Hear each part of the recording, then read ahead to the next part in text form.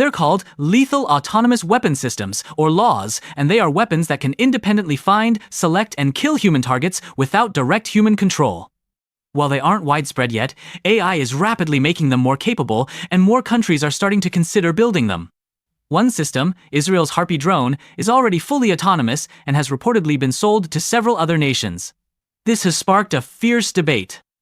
Can we, and should we, delegate life or death decisions to a machine?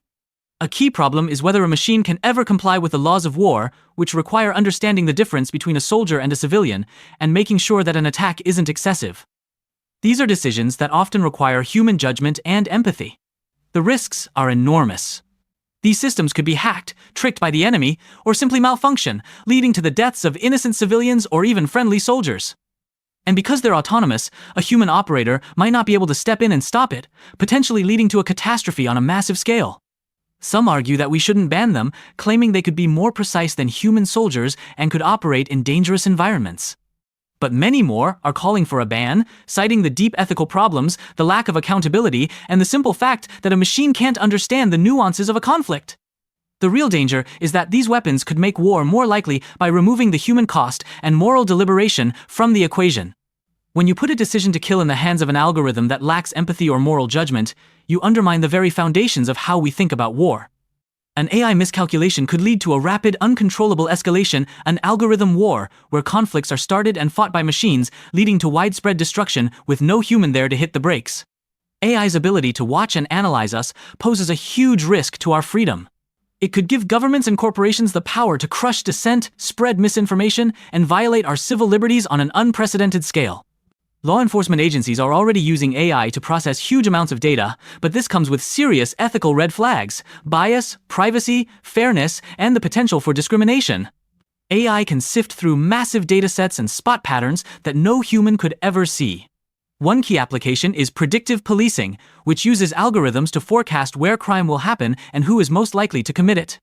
The market for AI video surveillance is exploding, and it's being integrated into everything from smart buildings to employee tracking systems. But the ethical problems are staggering. If the data used to train these systems is biased, the outcomes will be too. This can lead to the over-policing of certain neighborhoods and disproportionately targeting specific groups of people. And with the rise of facial recognition, these systems threaten our fundamental right to privacy. Because of the black box problem, we often don't even know how these AIs are making their decisions, which makes it nearly impossible to hold them accountable. This is leading to a future of algorithmic control, where we're not just being watched, but proactively managed. The system won't just punish you for what you do, it will predict what you might do or think and act to stop it. This creates a chilling effect, where people are afraid to speak freely and any form of opposition is quietly suppressed. It's the blueprint for an algorithmic panopticon, a great silhouette where true freedom of thought is a thing of the past. AI promises to make our global supply chains incredibly efficient.